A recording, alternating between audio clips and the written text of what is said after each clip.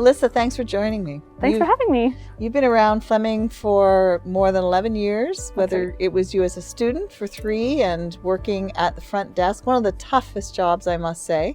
Whether it's a pandemic or not, you get to keep us all safe and meet all the challenges that come through that door when they do. How was this pandemic for you? It's been different, that's for sure. As cliche as it sounds, I can say that I've learned to expect the unexpected. March of 2020, we were told 2 weeks to flatten the curve. 22 months later, look where we are now.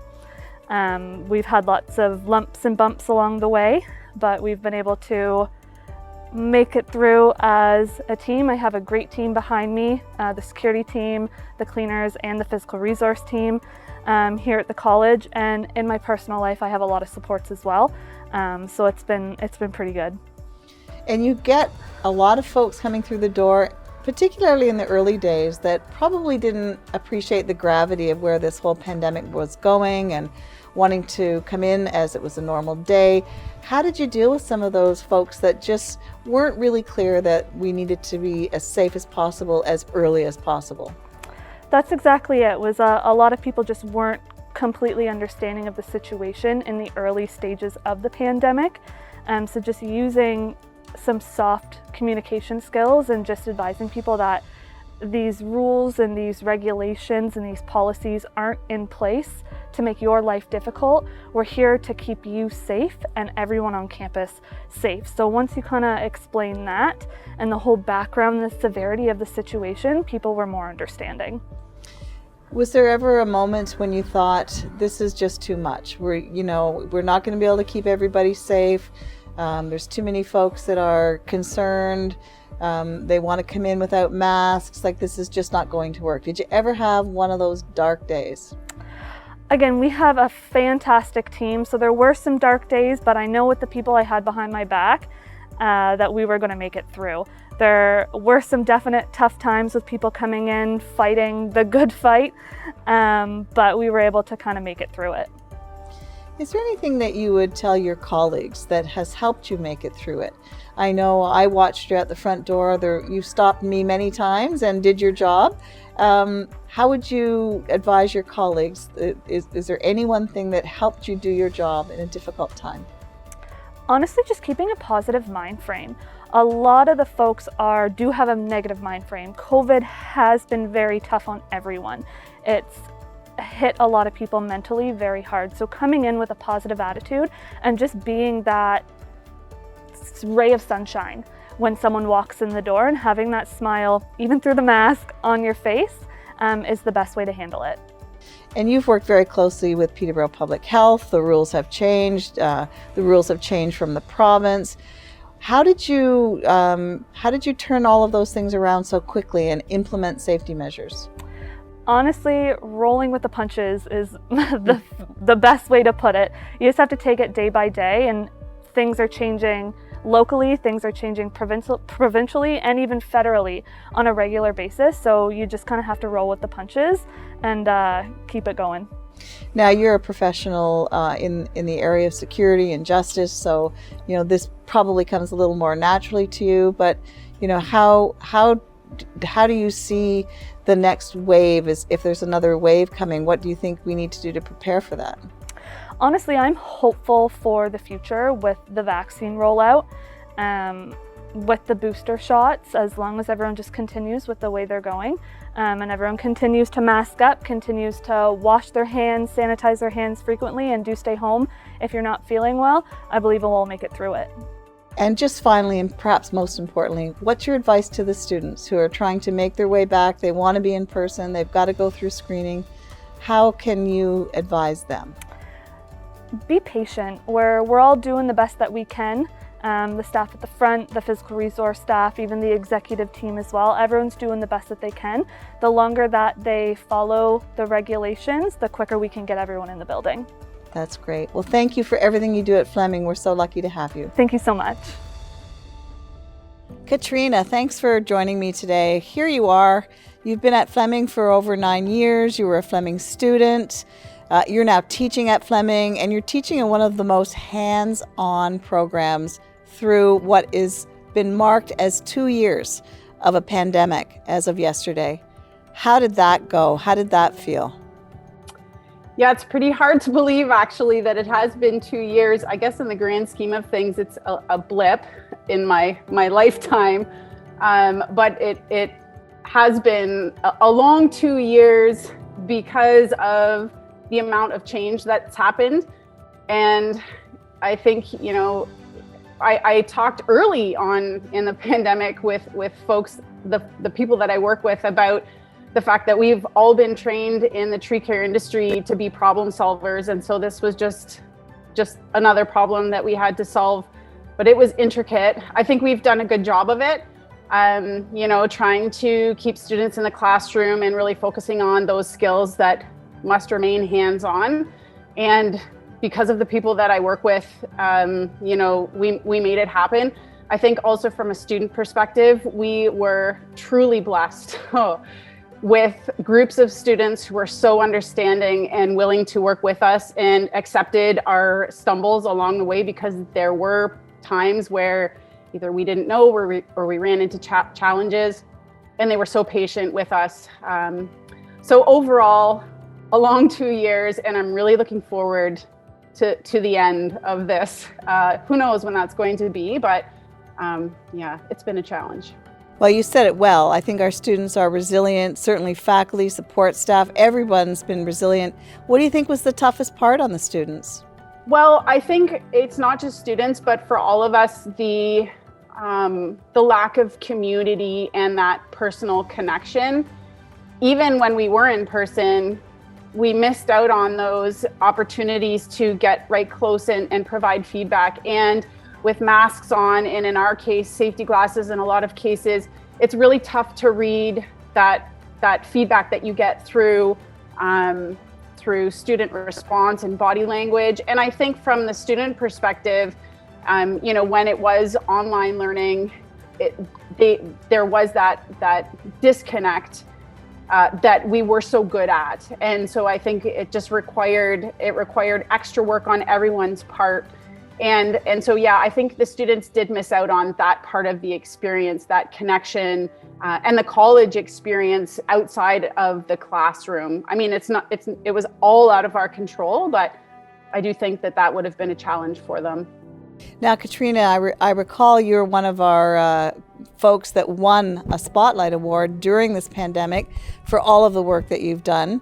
What would you share with your colleagues in what worked best in terms of helping our students through this really difficult time? Communication and remembering that we are all human. And I think it's something that I really have to work on as an individual.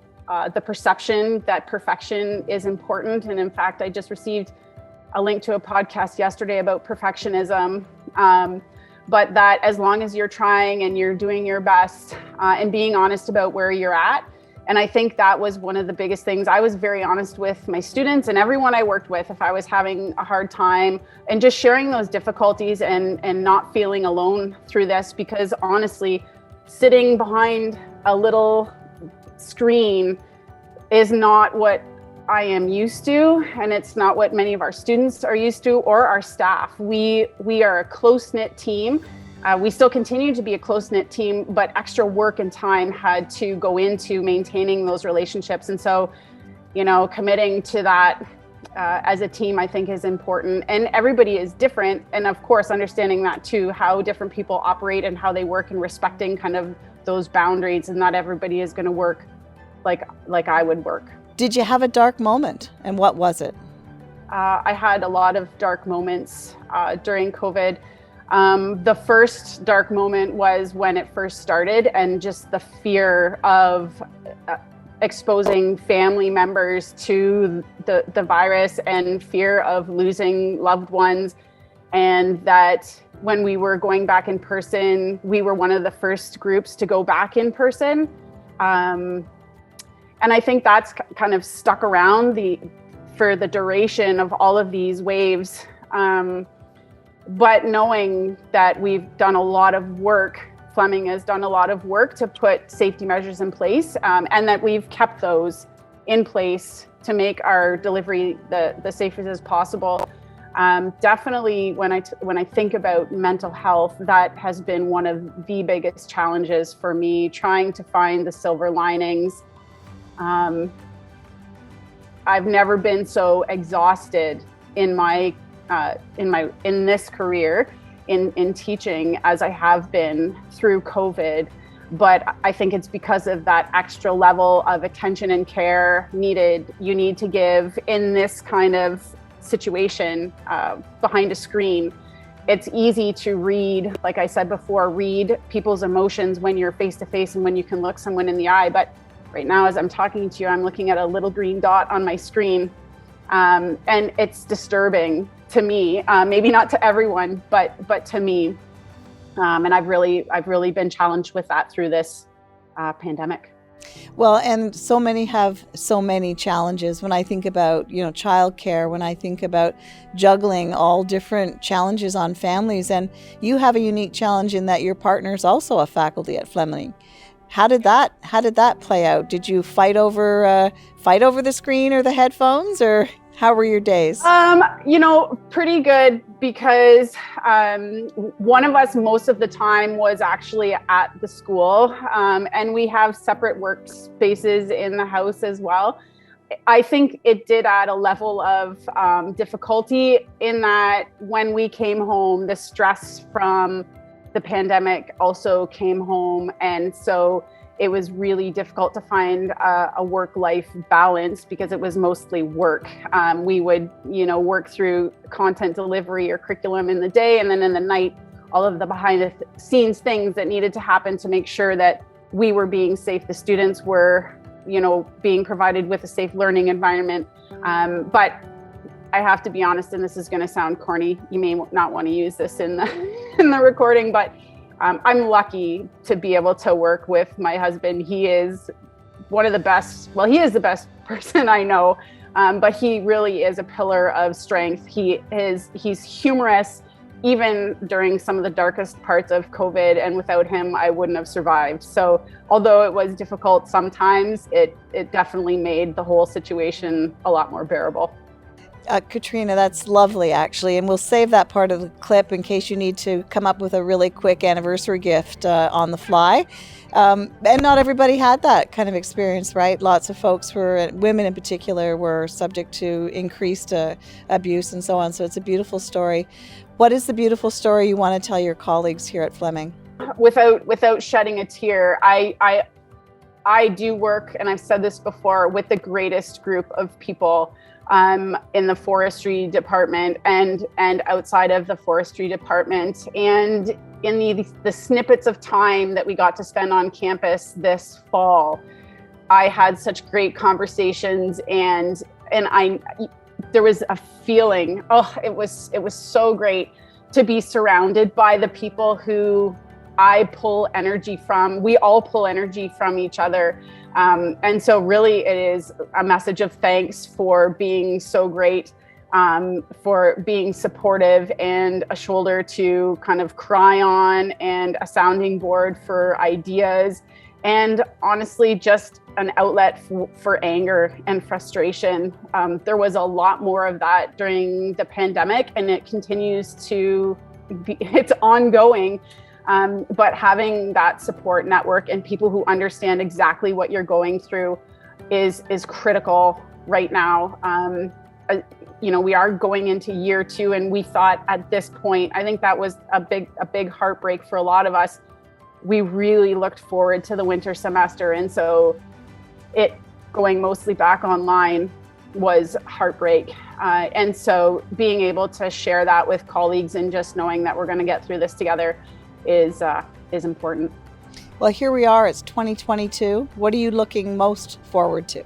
Being back in person at some point, being able to laugh and share experiences with our students, and to be able to, I used to call them, well, we still call them, I'm going to still call them door jammers, where, you walk into a colleague's office and you just lean in the door jamb and you come up with some of the best ideas, and you experience that synergy, and then you act on them because you feed off the energy. and you feed off the energy of the students. So yeah, that's what I look most forward to outside of Fleming. I look forward to, working outside, working with my hands, growing a garden, all of the good things that kind of I personally took for granted a little bit before COVID, but I treasure those moments a lot more now. Thank you so much. We treasure everything you do at Fleming, and we're so lucky to have you. Thank you. Thank you for joining me. You're one of the people that I see every day since I've joined this college 4 years ago.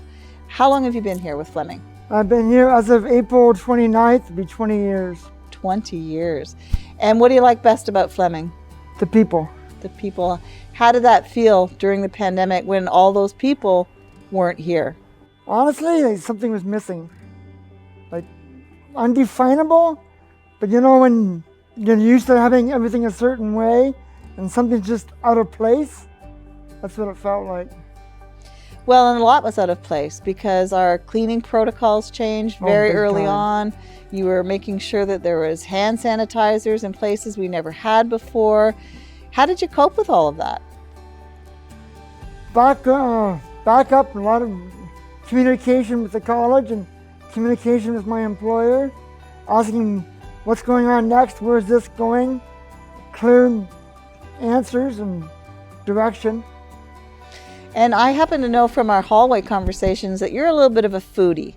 A little bit. So how did that feel when you were no longer able to go to those restaurants that you go to around That was Peterborough? tough. Yeah. That was very tough. Because it's also this, I love food, but I'm also sociable. And not being able to go out and chat with the servers or chat with the bartenders or take a buddy out for a drink, that was very difficult.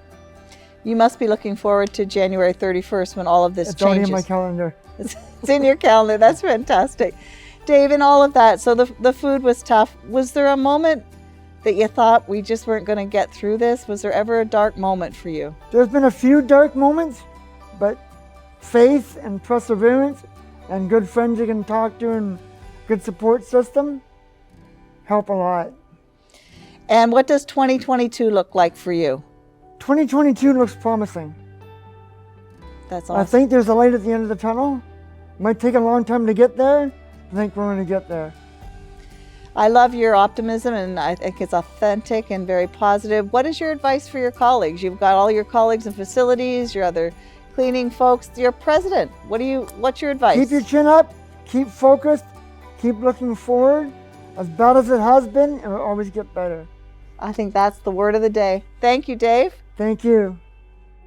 Scott, thanks for chatting with me today. It's been 2 years as of yesterday since our first discovery of COVID in Canada. And you've been with Fleming, as I understand, just over 5 years. You were a photography student, and you're with our Haliburton campus. And our Haliburton campus is a small but mighty one in the township of Dysart, and you have a lot of fantastic programs, but mostly hands-on. So the question first is, how did that feel when all of a sudden all of those hands-on programs were at risk? It was a bit of an identity crisis, I guess, because that's what we are, is hands-on, in-person learning. So it was quite a wrench in the wheel, I guess, as all things go. And how did you feel when you found out that we were actually going to close some of those hands-on programs, and yet we would be able to go online for others? That's a kind of a have and have not situation. Yeah, it's difficult too, because a lot of people understand you can't do pottery online. It's not technically possible. I see both sides of it, but then it's just kind of sad when you see things that you love not be able to happen. And it's been quite an arduous journey. We've been open, we've been closed, we've been online, we've been in person. You're functioning in a very small community that you have close relationships with Haliburton. How did that feel for you personally? It's quite difficult. I lost a sense of my identity for a while. I was laid off for a little while, so I lost that connection within the who I am and what I do in the community. So since being back, I've gotten that a little bit more, but I'm just able to see the bright side of things now, and have everything be connected again. Was there a moment in any of that you felt, your darkest moment, that we're never going to come out of this? This is irreparable. Did you ever hit that point? I guess in my mind there was a lot of those movie scenes in post-apocalyptic things where everything's going bad, but then there's always that end of the movie, everything is turning out fine. So I guess the creative mind, being able to see everything kind of like that, has kept me in this almost positive light most of the time. But it's hard being alone, especially in an isolated community. I live alone, and that's quite difficult on it already, but then the added bit of having to be alone. So yeah. So was there anything that helped you get through? Any coping mechanism, any personal way that you were able to be this smiling guy that you are today? Art, I threw everything I had into different types of art, like I always have, but I just had more time for it, and was kind of forced to be in the studio at home. So it was kind of refreshing, kind of nice that way, but it really gave me a new perspective on doing things in the house, and what I can accomplish in my own space. And how would you take that coping ability that you have and share with your colleagues at Fleming? What would you tell them that worked for you? To pick up something small that could be just some embroidery that you can do drinking a tea in the morning, something small that makes you feel like you've done something that day, without having to put too much effort into it. That was always something that kept me happy each day, when I could have a project that I had finished but have all these other ones on the go still. Well, here we are. It's almost February 2022. We were promised that restaurants are opening up, that things are looking good for February, March. What does 2022 look like for you? Just doing more things. I've been trying to get into more art mediums that I haven't tried yet. So doing that, being able to connect with more people and share skills and experiences. I think that's kind of my 2022. And we know that in summer in Haliburton, we get our greatest number of students, and we open it up to a lot of Ontarians. What are you going to do this summer that you didn't do last summer? I didn't get a chance to take a course last summer, so I might try and do that this summer, even though that's quite difficult. But I'm going to repeat myself and just say pick up a new skill, because that's generally what I do every summer is, find something new I haven't done, try and do it, and push that through to the rest of the stuff I do throughout the year. So that's, yeah. Well, Scott, we're very lucky to have you at Fleming, and you have such a great positive attitude, and we really appreciate it. And is there any final thoughts or advice you have for your colleagues at Fleming? Just to, I'm repeating myself again, but to, find something that you can, be proud of yourself for each day accomplishing, even if it's just something small. It does, make you feel good at the end of the day going, I did finish that, I did do that, listing off all the things that you've done throughout the day instead of feeling like, I didn't get around to doing that, I didn't get around to doing that. It's just nice to be able to go check. That's great. Well, let's go check to onward and upward. Thank you so much, Scott. Thank you. Claire Maloney, you've been at Fleming College for 21 years. You were a student of Fleming College. Yesterday marked year 2 of the first discovery of a COVID person in Canada at Sunnybrook 2 years ago. And yet you've been coming through those doors every day. How did that feel? At the start, a little scary, a little daunting. But like everything else, once you get through the shock and awe, and then you deal with the issue. So at the start, we were scared, We were nervous, antsy, but then a call came over from Peterborough Regional Health for masks, gloves, and gowns. And we all, everybody in the building, went looking for that material. And we found a lot of it, thermometers. So we all did together to get that to a room. And they said, okay, we've done that. We've done some good. We're here for a reason. What's next? So then we said, okay, let's start to hang some plexiglass to protect our people. Let's get the hand sanitizers mounted. Let's get the building ready for people. The cleaners were doing a fantastic job cleaning everything. So then I got more and more at ease come to work. And there was less people in it then. But as time went by, you got used to it. And then we were going virtual, and then you could see people coming in to get ready for that. And what I mean by that was IT came in, there was black boxes at the front entrance. People started to come in, get electronics to go home, to teach from home, or do their work from home. So it just kept evolving, that as we stuck with it, we were working through it, getting through the problems, and then you started seeing the students come back in the KTTC, in the A wing, the nurses and paramedics, and it just seemed to keep rolling. And then we'd hit a roadblock, and we kind of shut down again. But all in all, it's been going pretty good. I would say every day I felt safe in here, and I think our Kim English and her department has done a great job in keeping the school open.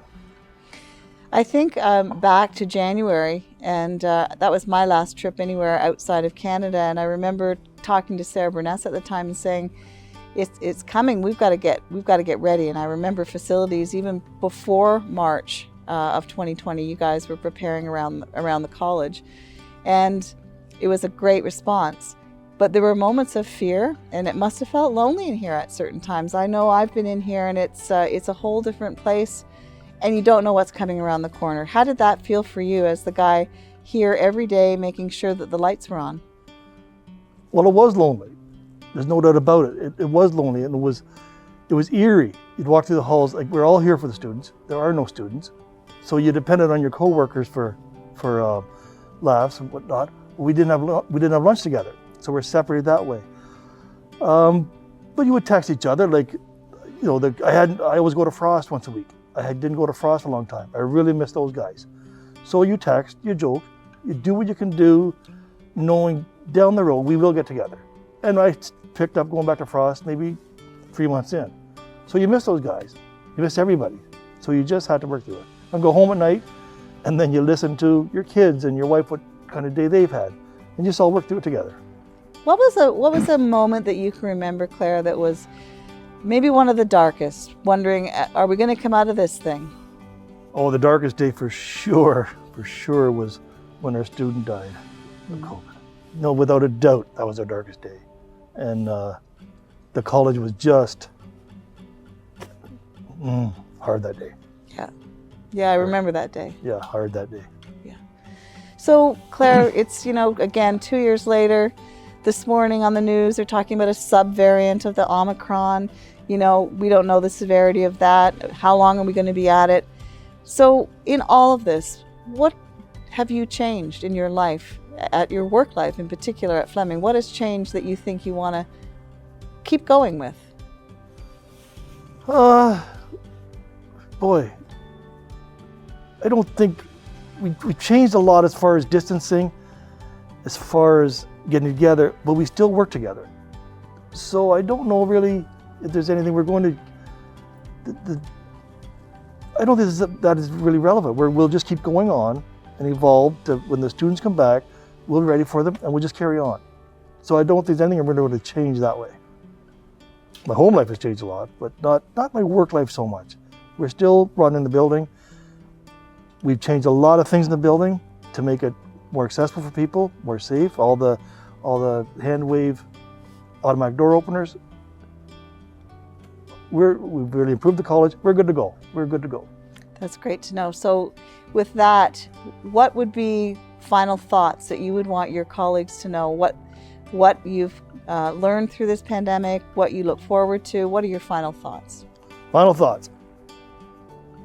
This has been a struggle.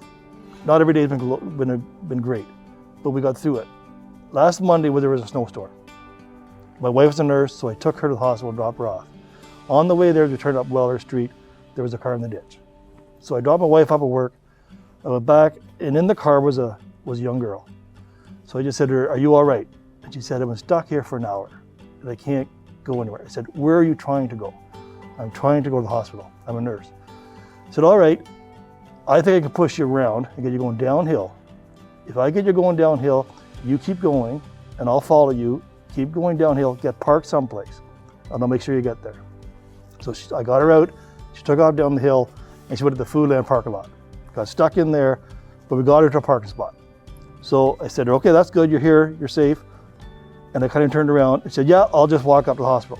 So I turned around, and she's wearing white Crocs and 18 inches of snow. So I kind of laughed at her, and I said, "If you don't mind, I'll drive you to the hospital."